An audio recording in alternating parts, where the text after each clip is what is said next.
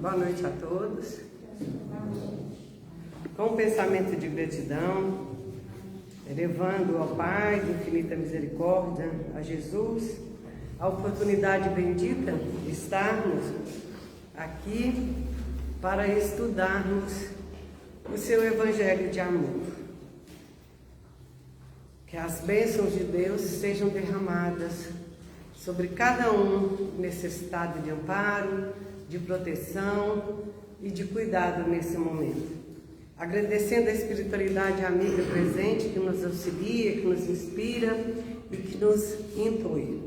E em nome de Jesus, vamos iniciar o estudo do capítulo 6 do Evangelho segundo o Espiritismo, o Cristo Consolador. O Cristo Consolador, né? Como é bom ouvir isso, o Cristo que nos consolador, aquele que nos ampara, que nos envolve, nos acolhe e nos protege. Então, lá em Mateus, capítulo 11, versículo 28, 29 e 30, ele diz assim: Vinde a mim todos vós que estáis aflitos e sobrecarregados, e eu vos aliviarei. Tomai meu jugo sobre vós, e aprendei comigo, que sou manso e humilde de coração, e encontrareis descanso para vossas almas.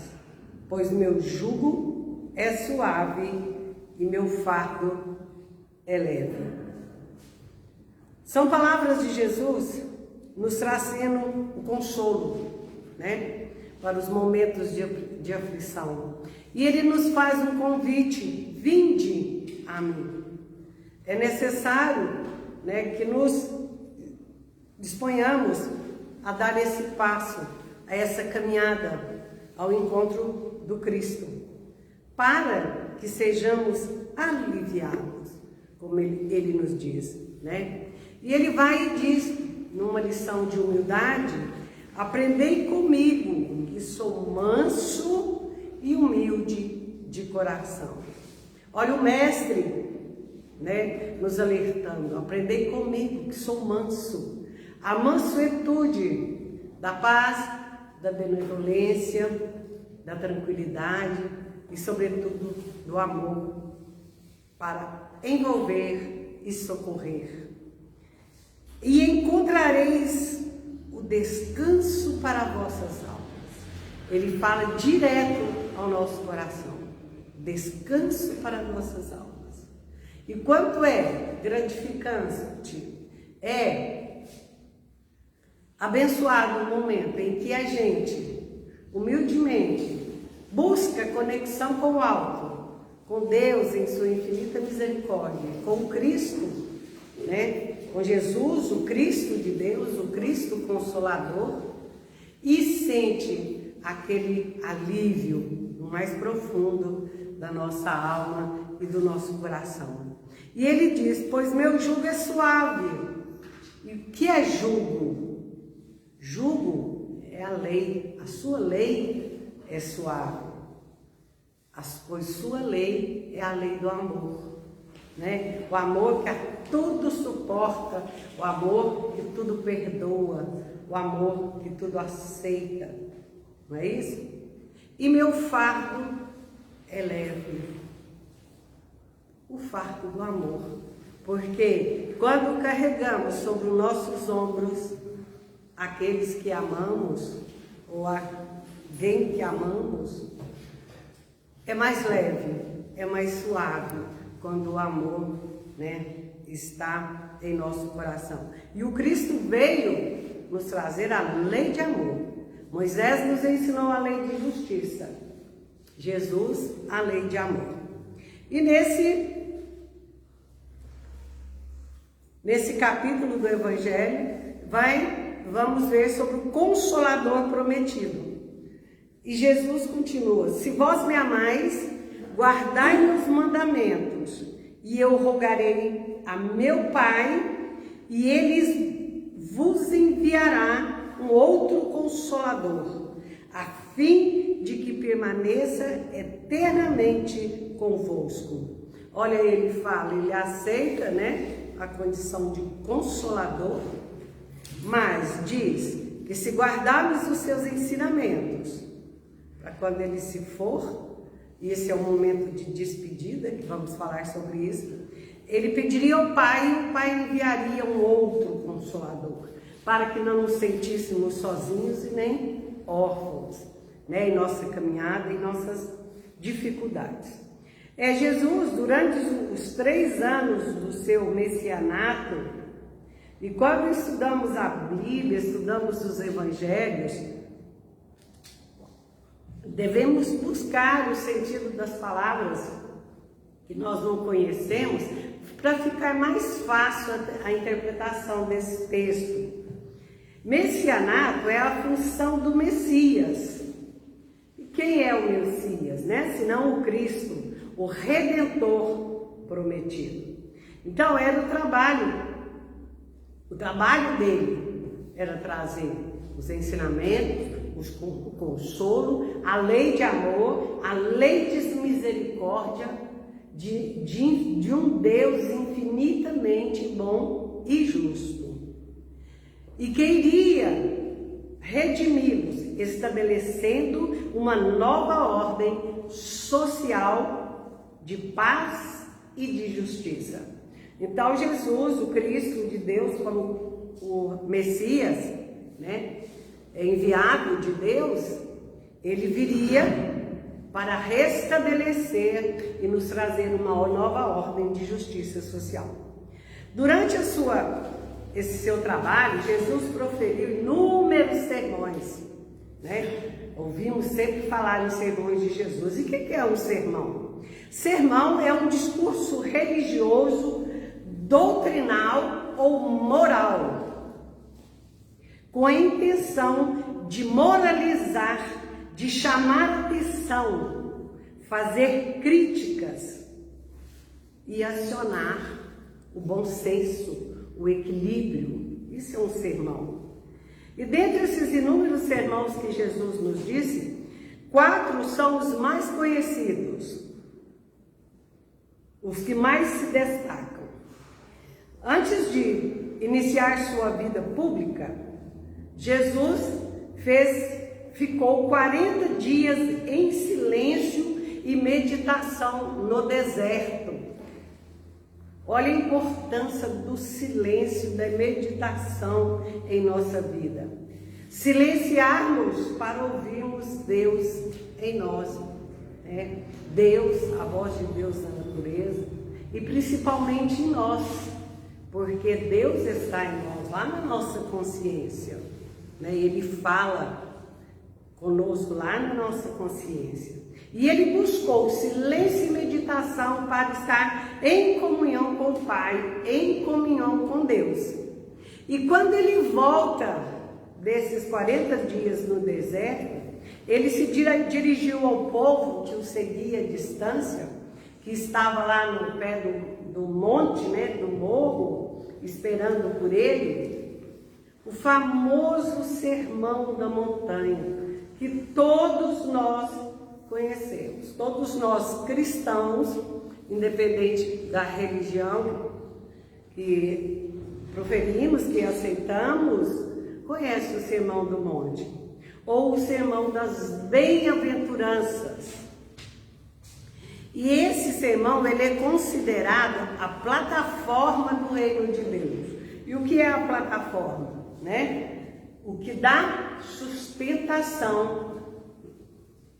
Então, são as diretrizes. Nesse sermão, se estudarmos a cada uma das bem-aventuranças, teremos as diretrizes para nos transformar intimamente, né? Porque ele sempre diz: bem-aventurados os aflitos, porque serão consolados. Não é uma das bem-aventuranças?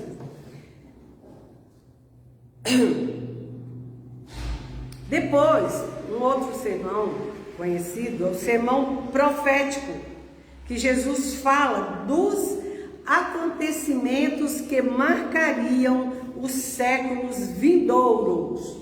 Há 2000 anos atrás é o que estamos vivendo agora, né? Os acontecimentos que estão aí sacudindo a humanidade, nessa guerra que esse vírus invisível que nos afastou. Precisamos estar afastados uns dos outros. Não podemos dar aquele abraço caloroso, um beijo na face. Não podemos, porque estamos correndo os riscos. E tantos outros acontecimentos que está sacudindo o mundo e sacudindo o ser humano para um despertar para o amor. É para nos chamar à razão, nos convidando, né, à volta para a casa do Pai, como o filho pródigo, né, que afasta da casa do seu pai, e depois ele volta, sofrido, machucado, e pede abrigo e pede asilo, e o pai o recebe com todo amor. Então, esse é o sermão profético, esse momento em que estamos vivendo. Sabemos que estamos vivendo o Apocalipse, então, narrado por João, né? Não nos apegando àquela letra morta que fala de coisas que a gente não entende, mas buscando, além daqueles ensinamentos, buscando, né? Tirando o véu da letra, quando ele diz, né? Vinde a mim todos vós, porque ele nos dá a oportunidade bendita de segui-lo, de ouvi-lo, não é isso?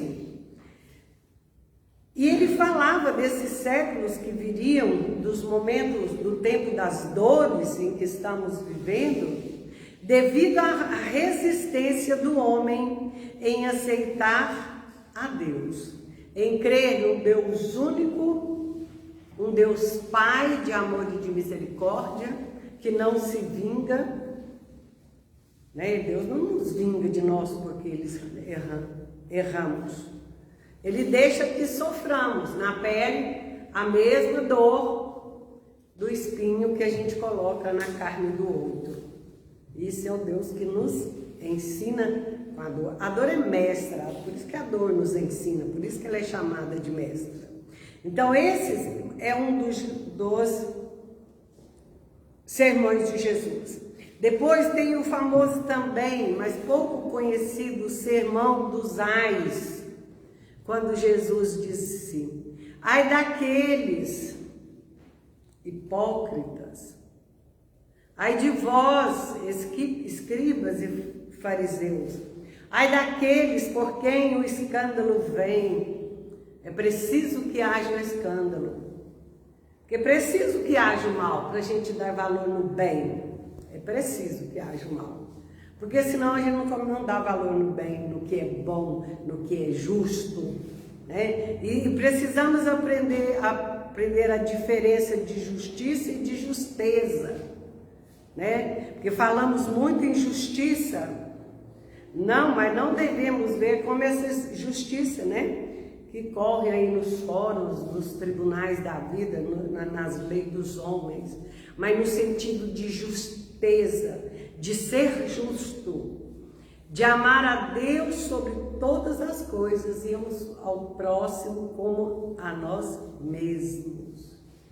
Esse é o sermão dos ai, que fala ai daquele, ai. Quando a gente fala ai dele, por que ele fez isso? Quando a gente vê alguém fazendo uma coisa errada, né? A gente não fala isso, porque a gente sabe que vai haver dor, vai haver sofrimento, não é isso? Mas lembrando que a dor é que nos desperta, que nos faz nos tornar humildes e voltarmos para Deus e buscarmos Deus. Porque quando tudo está muito bem em nossa vida, a gente não lembra muito de Deus, né? A gente, graças a Deus, a gente fala.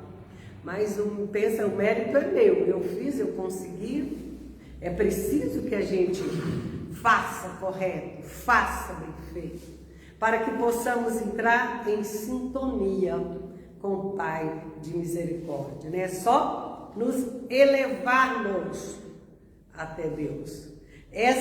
Quando fala que Jesus subiu ao monte, isso é uma simbologia, uma analogia, mas é para a gente entender. Subir o monte é se elevar moralmente, vibracionalmente, emocionalmente. Por mais que a dor esteja nos castigando, nos chicoteando, a gente consegue nos silenciar, né? Jesus não diz, quando quiseres falar com Deus, entre em seu quarto e em silêncio diga ao Pai o que precisa, que em silêncio Ele te ajudará.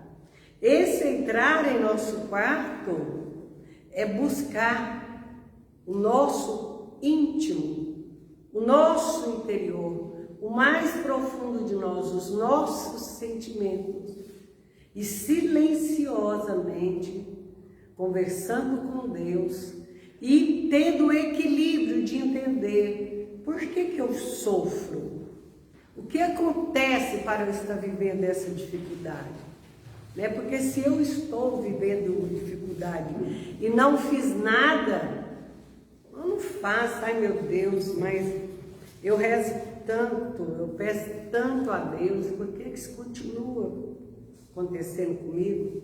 Eu não sou uma pessoa má, graças a Deus, né, que não somos maus hoje, nessa atual existência. Nós que estudamos doutrina espírita, sabemos que não vivemos uma vida, não temos uma vida, e vivemos várias existências, né? Que a reencarnação nos proporciona a aproximar, a estar no mesmo lugar que erramos um dia e praticarmos a lei do perdão, da humildade, da justeza e conciliarmos, né? Reconciliarmos com os nossos inimigos. Essa é a oportunidade bendita de voltar e consertar o erro. E o outro sermão, também muito conhecido de Jesus, é chamado o Sermão do Cenáculo, ou a famosa Santa Ceia. Cenáculo, lá na época de Jesus, era um espaço reservado para alimentação, em que os viajantes que passavam pelas cidades paravam, como a gente, né? Está viajando, ele para num restaurante, seria assim, eles se reuniam ali para alimentar. E era tradição da época, como é até hoje, a gente não se reúne para comemorar Natal, Páscoa, a família em volta da mesa com alimentos, né? E Jesus ensinou isso para nós. A importância de nos reunirmos em famílias, de nos reunirmos com amigos e alimentando ali, trocando experiências, trocando energias positivas, nos reentregarmos, né, com amigos, com familiares, praticando a lei de amar a Deus sobre todas as coisas e ao próximo como nós mesmos. E Jesus reuniu-se, né, num cenáculo, num espaço desse, num refeitório desse, e convida, né, os seus discípulos para a famosa Santa Ceia, a famosa última ceia, porque ele já sabia, né, das dores que viriam, ele sabia do Calvário, ele sabia de todo o processo, ele sabia que ia ser negado entregado por Pedro. Ele sabia que ia ser traído por Judas. Ele sabia. Mas eram seus amigos, seus discípulos, e ele os amava. E ele quis se reunir com eles ali para uma despedida. E aí ele começa, falando, se vós me amais, guardai meus mandamentos, e eu rogarei ao Pai, e ele vos enviará um outro Consolador, a fim de que permaneça eternamente convosco, o Espírito de verdade, que o mundo não pode receber, porque não vê e não o conhece. Mas vós o conhecereis, porque ele permanecerá convosco e estará em vós. É o Consolador, que é o Espírito Santo, que meu Pai vos enviará em meu nome, que ensinar-vos-á todas as coisas e vos fará lembrar de tudo que eu vos disse. Isso está lá em João, capítulo 14, versículo 15, 16, 17 e 26.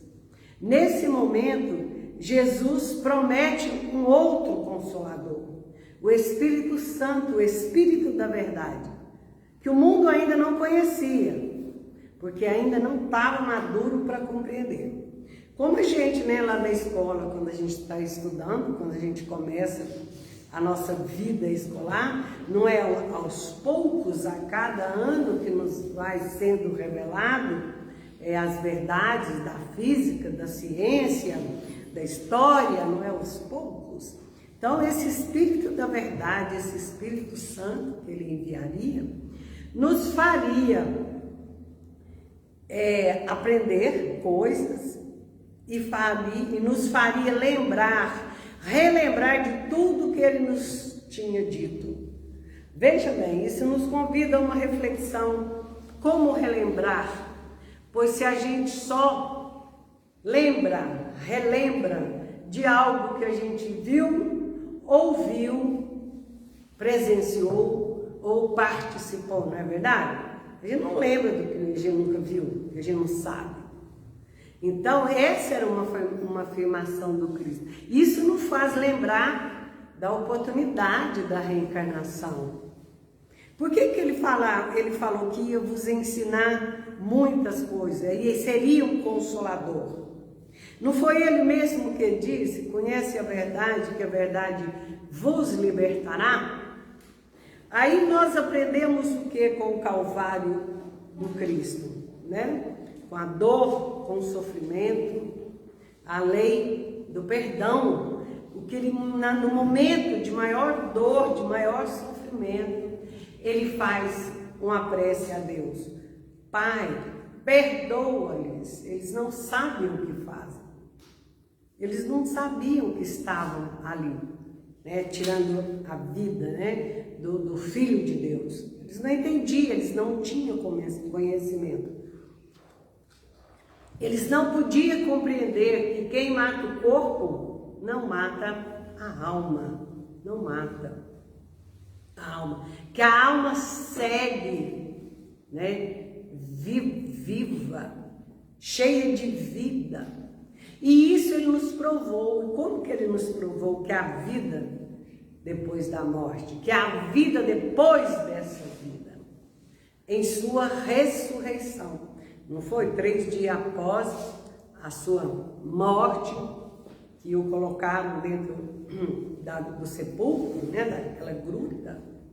Ele não ressurgiu em espírito e verdade, nos dando uma prova científica, uma prova inegável de que a vida continua após a morte desse corpo físico, esse corpo que por ora habitamos, que não vamos deixar esse corpo aqui na terra e vamos lá dormir até o juízo final, Isso não existe. Juízo final é no momento exato em que a gente, com o nosso juízo perfeito, a gente entende os nossos erros, pede perdão a Deus e nos propõe a modificação, a transformação íntima e moral, amando a Deus sobre todas as coisas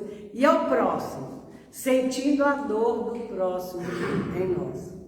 Esse era o Consolador prometido que Jesus nos prometeu, que nos viria, que viria nos falar a verdade, que a vida continuava. Porque não adiantava Cristo falar naquela época que a vida continuava.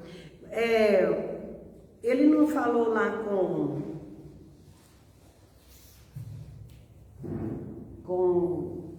me esqueci o nome dele agora, que vai questioná-lo sobre a vida. Começa um bocadinho a frase. Que ele chega para Jesus e pergunta como que ele tinha que fazer para ganhar a vida eterna. E Jesus fala, é preciso que nasça de novo. Nicodemos, o doutor da lei, né, que vivia lá no templo, que conhecia a lei, estudava a lei de Moisés, mas não entendia como que eu vou ter vida eterna quando Cristo falava de vida eterna. Aí Jesus fala para ele, preciso que nasça de novo. Mas aí ele fala, como que eu vou nascer de novo? Como que eu vou voltar no ventre da minha mãe de novo?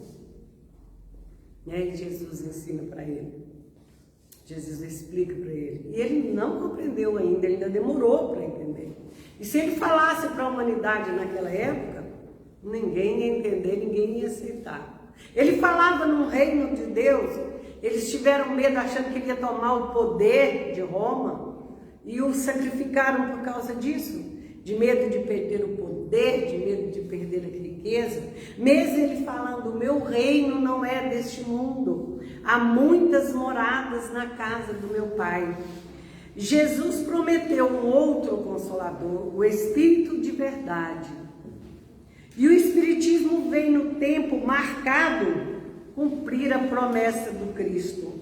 O Espírito de verdade preside a seu estabelecimento, chama os homens à observação da lei de Deus, ensinando todas as coisas, fazendo que se compreenda que o Cristo nos disse em parábolas, que ouçam os que têm ouvidos de ouvir, que vejam os que tenham olhos de ver. Olha, veja bem, a diferença de olhar e de ver. Olhar, todos nós olhamos, né? Que nós que temos a luz nos nossos olhos, nossa bênção, todos nós olhamos. Mas ver o íntimo de cada um, a dificuldade de cada um, porque às vezes uma agressora, a maioria das vezes, um agressor, ele foi vítima. Ele sentiu tanta dor que ele não consegue administrar essa dor e ele vai e promove a dor, a maldade, a crueldade. Como quero pedir a todos um pensamento de misericórdia, aquele rapaz, né, que foi perseguido, precisava ser tirado de circulação, né, e como o predador que era chamado foi abatido, e a gente pedimos nesse momento que nos elevamos pedindo a Deus misericórdia, porque Deus não criou ninguém para ser assassino, Deus não criou Lázaro para ser um assassino. O que o levou a isso? Se ele provocava dor, com certeza ele tinha dor tremendas que ele não suportava dentro de si e ele provocava no outro. Então, o Consolador prometido é essa verdade de sabermos que a vida continua, que precisamos modificar nossos pensamentos, nossas emoções, nossas angústias, nosso procedimento, para que possamos entrar em sintonia com Deus, porque Deus é amor, Ele vibra no amor, na verdade, E a gente com egoísmo, com maldade, com erro, a gente não consegue se elevar para alcançar a Deus. O Cristo disse: bem-aventurados os aflitos, porque serão consolados. Mas como sentir feliz se estamos sofrendo, né? Mas vamos ver nessa bem-aventurança, quando ele fala bem-aventurados os aflitos, porque serão consolados. Ele fala no futuro. Ele fala no futuro. No futuro, quando nos tornarmos melhores.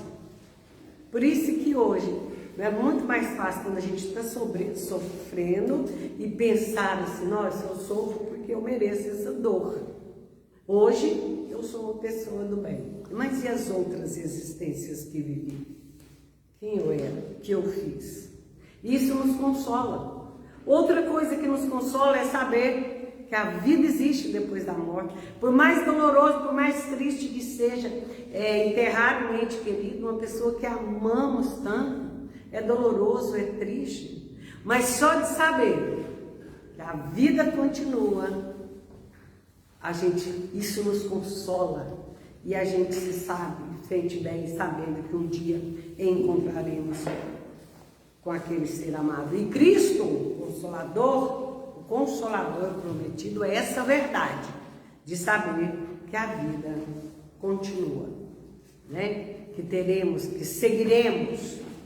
Basta, e para chegarmos a ser felizes, que acertemos os nossos passos com Cristo no caminho da verdade, da humildade, da luz e do bem.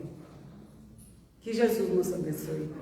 Que tenhamos mais oportunidades para falar do amor do Cristo Consolador. Aos nossos amigos internautas que estão nesse momento ouvindo esse estudo, que possam receber as vibrações de amor, de paz, de união, em nome de Jesus, em nome do Cristo Consolador, que nos ampara, que nos consola e que nos esclarece. Boa noite a todos, que Jesus nos abençoe, hoje, agora e sempre.